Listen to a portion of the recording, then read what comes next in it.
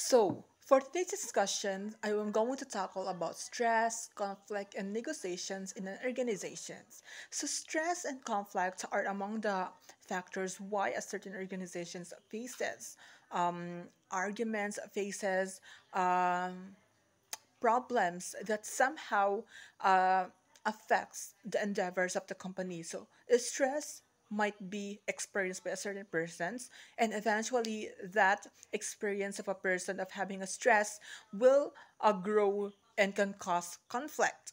So here, negotiation is an important skill because you as a leader or you as a manager will do a discussions on how to fix stress and conflict that somehow embodies by a certain person and or between two parties who involve conflict. So negotiation skills is mostly be our top priority because here we'll be able to identify our flaws. We'll be able to know exactly how to negotiate, how to fix the problem right away, since stress and conflict are among the factors of not uh, are among the factors why the why the organization is not working well. So we must have a negotiation skills. So here, let's now define stress. What is meant by stress? So let me read to you a definition by Rao 2019 that stress. So stress, according to Rao 2019, said that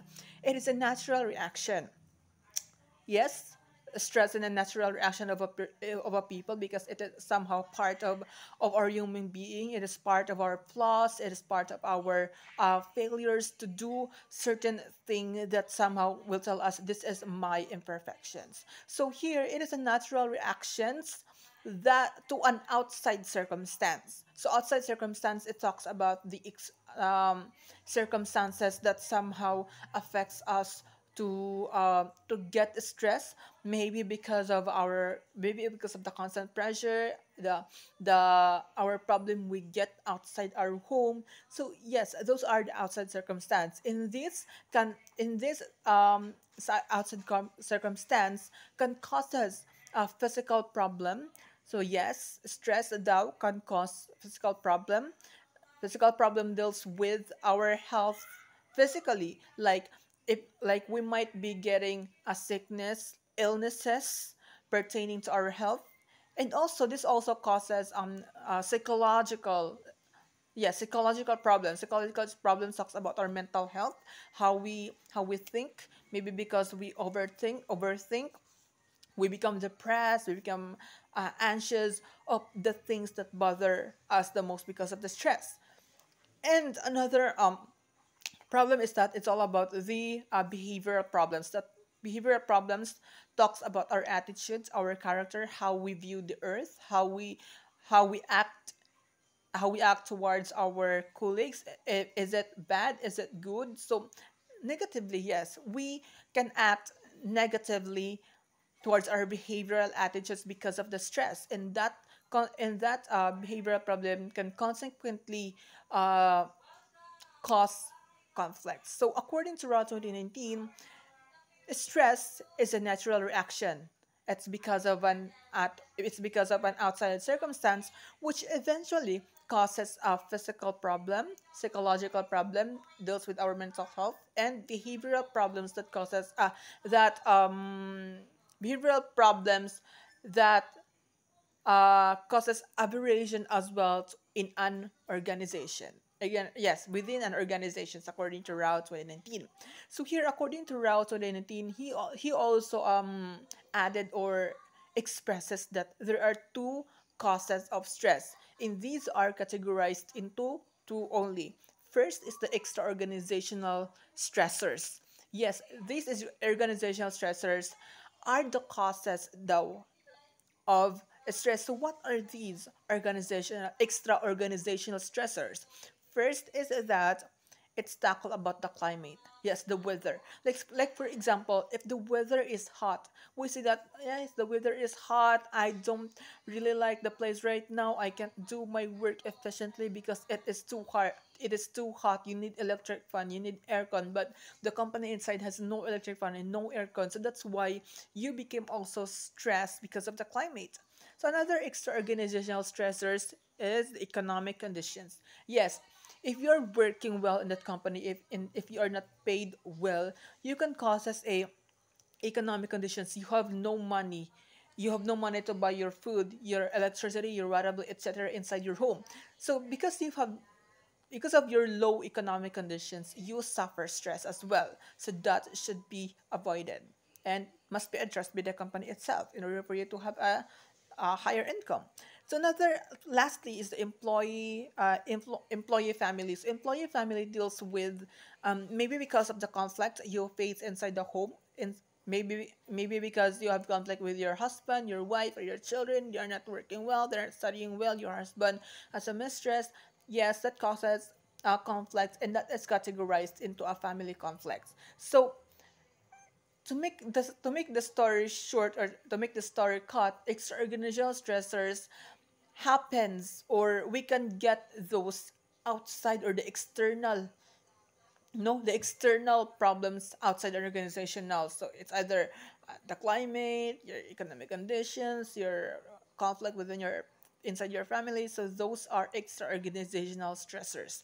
So lastly, another categorization of stress that causes us to obtain stress according to RA 2019 is all about the organizational stressors. So organizational stressors, we can get this these stressors inside the organizations. So what are those? So these are as follows. First is involve work overload. So if you are working in that organizations, and your boss required you to do multitasking, you do as well encoding, you do photocopying, you do utility, you do traveling outside the provinces to gather data. So those are so really exhausting, and that cause you stress. So work overload should be prevented and avoided. So another is that a role conflict. So role conflict talks about you are confused who is the leader, who is the manager, who is the secretary, and those are. So role conflict should be known, should be identified so well, who are those person who do ICT, who do utility, who do who's are writing, gathering the data. So we should be able to identify those in order for us to know who those person who work in a specific task. So another is that under promotions. Under promotions means you are not paid really well. So the manager or the boss should pay their employee very well in order for them to work efficiently.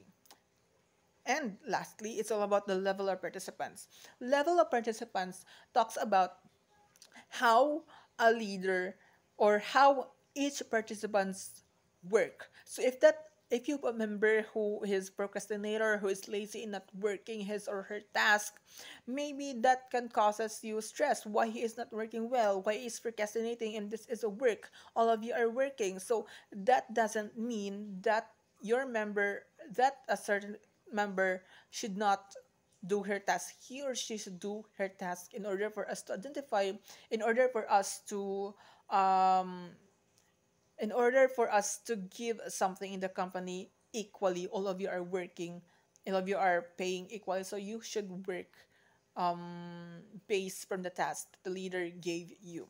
So those are causes of stress. First is that extra organizational stressors talks about the external stressors that we can get outside the organizations, and organizational stressors in the intern are the internal stressors that we can find inside the organization. So here, um, there are three reasons why this topic is essential to one's career as well as the chosen program. So there are three I wrote, or I analyzed. Anyway, there are three reasons why this topic is paramount to be tackled. First reason I analyze is that it brings a notion on how to deal with stress and conflicts within oneself, and to the aspects of professionalism. Yes, this topic will foster identification, knowledge on how to deal with stress and conflict, because in the following discussions I am going to tackle about the traditional strategies, the ways, the type of conflict uh, that arises inside the organizations.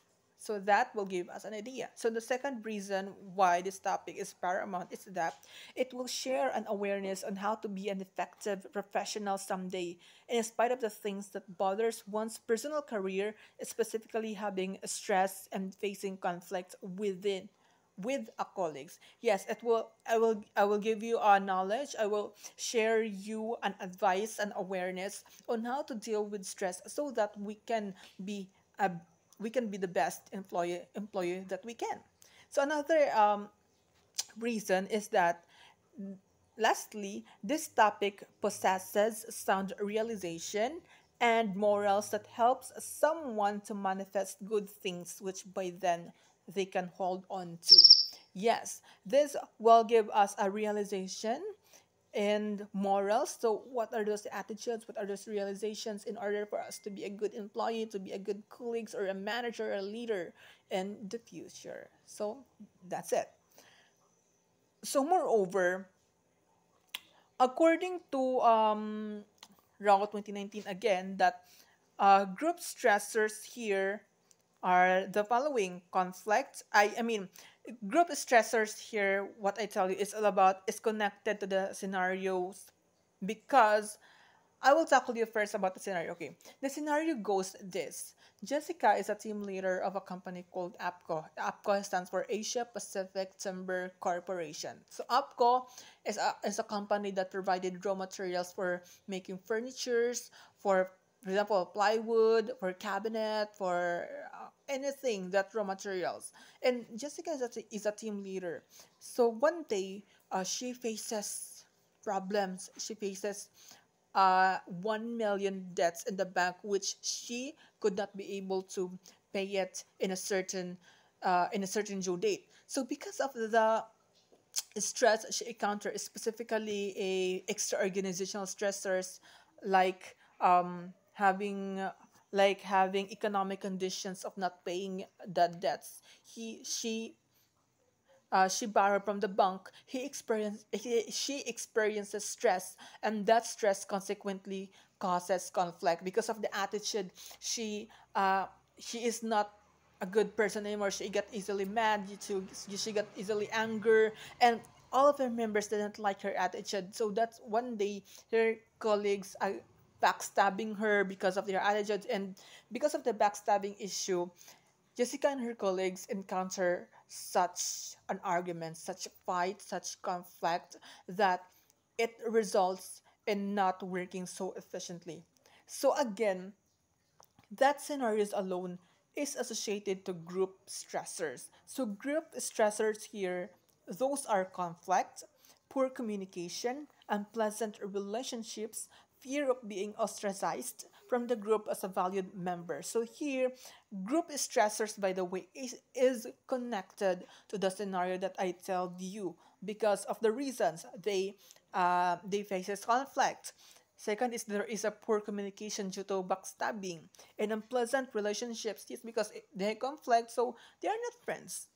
Fear of being ostracized from the group as a valued member, being ostracized meaning they are not welcome to be as a valued member. So that's it. Those are group stressors and specifically connected to the scenarios that I tell you a while ago.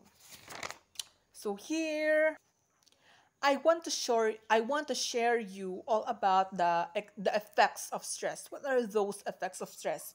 First is that it causes a physical problems. Yes, physical problem that I tell you a while ago. Physical problems, those are heart diseases. It causes heart diseases, ulcers, and arthritis. So we must avoid having stress because those are can kill us.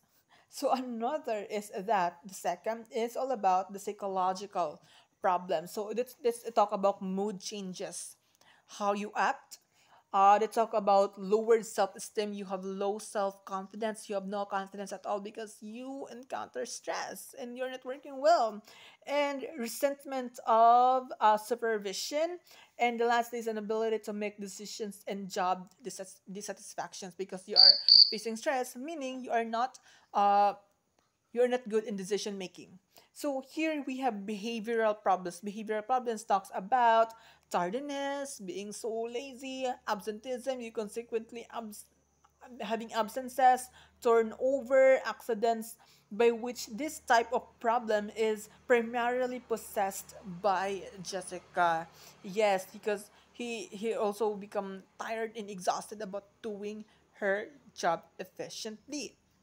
So here, how to address stress. So these are the following activities in order for us to get away by stress. First is that exercise. Yes, exercise is a good benefit. It's a good activity for you to uh, to lessen, to reduce the stress that you have, and and it will consequently prevent you from having stress. Exercises, relaxations. Maybe you can go to somewhere like beaches, like you to go to park in capital just to mesmerize the beauty of the trees. So that offers you relaxation.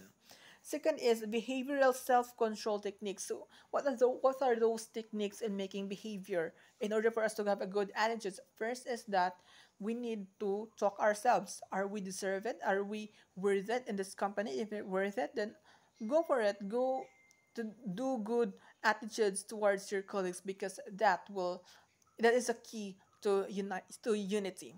And the second is cognitive therapy techniques. So these are relaxations, there's are massages, or these are relaxations to your brain. Maybe maybe exercising, specifically yoga. Yeah. So that can help a lot. So here I want so more. So after I tackle you about the stress, let's now move on to conflict. So what is conflict? So I opened, or I scanned the Thesaurus Dictionary 2023. It is defined here as a um, as a dispute, be contradictory, odds with one another, antagonism. Yes, dispute. In a conflict, there is also an antagonist of that, and there is a contradictory, meaning there is no a proper uh, there's a contradictory, these are contradictions, arguments, and that can result to conflicts, according to the Thesaurus Dictionary 2023. So here, I want you to share about the type of conflict Jessica experience is, and is what we call the interpersonal conflict. Yes, it is the interpersonal conflict, and as a according to Reiser and Sally 2022, they define interpersonal conflict as a conflict due to distinctive viewpoints and values that each party or individual faced. Yes, if you encounter distinctive viewpoints, meaning you have different viewpoints, perspectives, perceptions, or ideas towards certain topic or meetings or plans, then that causes interpersonal conflict, because you generated different viewpoints. So in order to avoid this, we should have a significant united viewpoints like this, and values. If you have different attitudes and values about pertaining to a certain topic or meetings, agendas, other endeavors, activities, and that causes interpersonal conflicts, specifically about having different viewpoints and values. That will eventually talks about interpersonal conflicts. And this interpersonal conflicts has something to do with the scenario between Jessica, because she experiences having another viewpoints towards her colleagues, and the values of Jessica here is not good because she is having a stress. So here, there are actually six types of interpersonal conflicts. First is what we call the pseudo conflict. So if pseudo conflict occurs if two people didn't agree with each other because of the differences in their opinions. So if you have different in opinions, suggestions about something that bothers you the most, and that is what we call a pseudo conflict. You have a different opinion about something else. So another is what we call the fact conflict. Fact conflict, which occurs if the two people have different facts about something that they have. So say for example, Jessica have a fact of saying that the company will uh, will venture its economics, its growth, its economic status growth by doing this, by doing marketing strategies like campaigning. And then the other is she. Then the other parties have the facts of no, it's not about campaigning. It's all about advertising. So they have both different facts. Jessica have her facts is that about campaigning, and the other facts of the other parties is about advertising. So those can cause a fact conflict. So another, so the for the third types of interpersonal conflicts is what we call here the value conflicts. So value conflict occurs when two parties involved have different values to a certain discussions. If you have different stance, if you have different values about something else, that cause values conflicts. So for the fourth types of interpersonal conflicts is what we call the policy conflicts. So it happens when both people don't come up with the same ideas about what policy should be adopted in order to fix a particular problem. So yeah, the right term is policy conflicts. If two people involved have didn't agree with each other that no, this is just perfect policy for us in order to prevent these happenings, in order for us to fix these problems, then that's what is called the policy problems, because they didn't agree certain policies that should be established. Yes. So for the fifth interpersonal conflict is what we call the ego conflict. So it exists if two people become more personal and their egos escalate.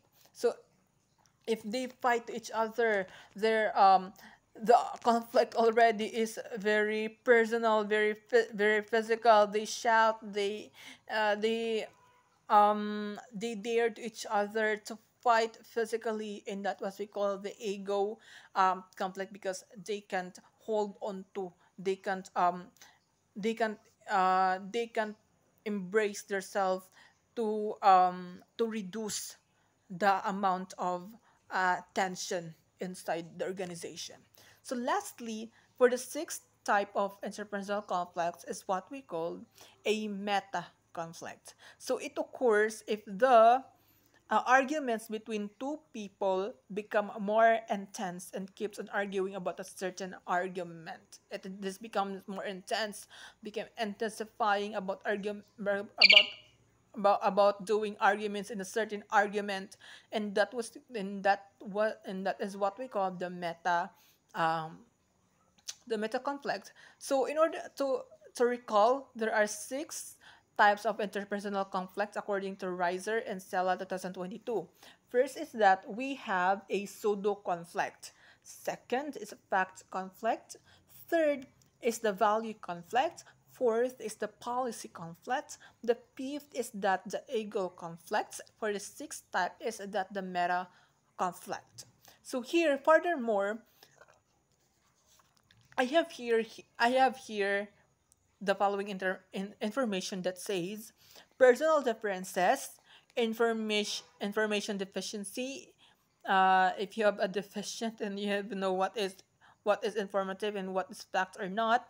So role incompatibility and environmental stress are among the sources of interpersonal conflict. The sources of interpersonal conflict are: first is the personal differences. You have different views, opinions, attitudes, values, etc. Information deficiency. If you don't know how to check facts and credible information, so that is what we call the information deficiency. For the third is role incompatibility. If you role incompatibility talks about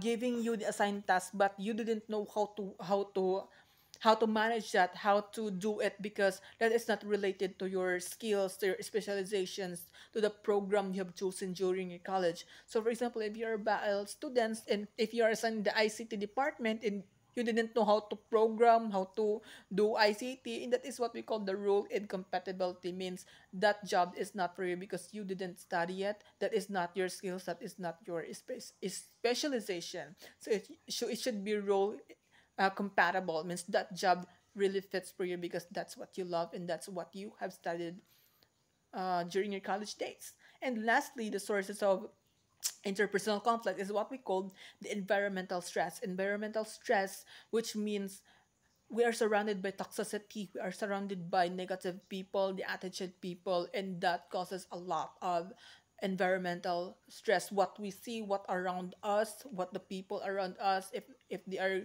are good, if they are bad or not, and that causes environmental stress. It's more on likely a negative because it is sources of interpersonal conflict, and these should be prevented as a manager or as a boss in a certain organization. So another discussions that I want you guys to know is all about there are actually there are actually um five strategies that relate to it, and these are as follows. So in order for us to resolve interpersonal conflict, there are five strategies that I want you to share, that I want you to know. First is that competing. So these are the strategies. First is competing, a wherein the other person or party decides to let go of the arguments by choosing their counterpart to win the game. So you are here the person who is no who is um who is very positive person who is doing great things by avoiding arguments, by letting the other parties to win instead. If you alone has a sound arguments and good reasons why that happening should be fought, but you alone didn't want to have that didn't want to cause a fight or battle between your colleagues. Instead, you let them to win instead the the conflicts, and that is what we call competing. The second is that it's all about accommodating. Is accommodating exists when both individuals involved in an argument decide to give each other the opportunity to take something significant to the things which made the conflict happen. So here there is a win-win situations because you exchanges reasons, you exchanges floors, you exchanges the stage that each of you should share knowledge, should share important information on how to deal with that certain amount of arguments. So both of you have this have these informations that the floor should be fair to everyone. Everyone should speak. Everyone should convey their sound argument. So that is what we call accommodating. You accommodate to each other to give something. So for the third is that avoiding. And the third is self-avoiding. It is should be simply implies that one particular individual decides to choose the positive side by avoiding the possible escalation of the conflict. Avoiding, it means you avoid from the conflict. If you know that this person is is so toxic, so attitudes, then you have the knowledge to I want to avoid this person. That is what we call avoiding, and that is a good that is the good strategies for us to avoid conflict or to resolve conflict, interpersonal conflict specifically. So for the fourth is compromising. So it is when another individual involved in a conflict becomes more aggressive.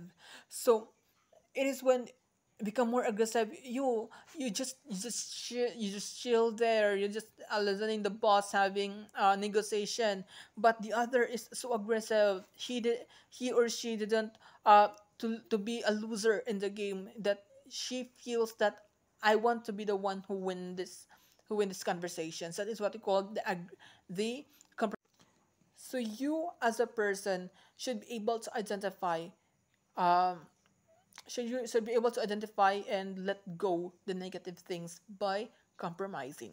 So the fifth strategies on how to resolve and avoid interpersonal conflict is what we call the collaborating. Yes, collaborating happens if both parties or individuals decide to work together instead of creating battle or misunderstanding. So instead of you say something to each other that instead we fight to each other, why not we work together So that is what we call a collaborating. You collaborate, you work together instead of having fight or having battle to each other. So again, let me recall to you that there are five um, traditional strategies on how to resolve or how to avoid interpersonal conflict.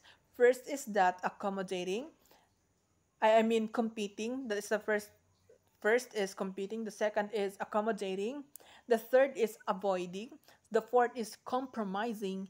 And for the fifth is collaborating. So those are the five traditional strategies on how to resolve or avoid interpersonal conflict. So finally, let's now move on the topic about negotiations. So what is meant by negotiations? So negotiation is all about having the skills of having the skills of negotiating both parties involved. You shared a table, you call each party to take some time to take some opinions, explanations why you guys keep on battling and why you, Jessica, is having stress, and that's somehow an effective strategies in having negotiations. Meaning you as a leader have the goal of making at peace, of knowing the weaknesses, of knowing the toxicity that happens in that organizations. You negotiate each person in order for them to become friends again and to work together efficiently. So according to Route 2019, that there are two traditional ways on how to negotiate effectively. I mean, there are two um, traditional ways on how to negotiate. So first traditional way is that what we call the hard negotiations. I mean the hard strategies related to negotiations. And it is defined as, I mean, it is characterized by having the goal for making victory. Yes, making a victory, distrust others, and dig into your positions, make threats, or try to contest of will and apply pressure. So if the two-person involves keep on arguing, keep on fighting, so as a strategy to negotiate is that you threat them. If you say, well, you will tell to them that if you guys didn't agree with each other, if you guys keep on fighting, you will be fired in this company. So that is what we call the makes threats or apply pressure. You pressure them that you'll be fired if you're not guys become friends or fix this issue. So that is what we call the hard strategy. You become hard now. And for the second strategy, traditional ways on how to negotiate, this lastly is what we call the soft strategies. So what are these soft strategies? These are wherein it's characterized by trusting others. The goal is agreement, and change your position easily. Make offers. Try to avoid a contest of will and yield in the pressure. So here, the soft pressure talks about a you make offers to them. So, like for example, if you guys will become friends and fix these issues, you will be paid you will have an additional fees of 5,000, and by that they motivate to themselves to be friends again.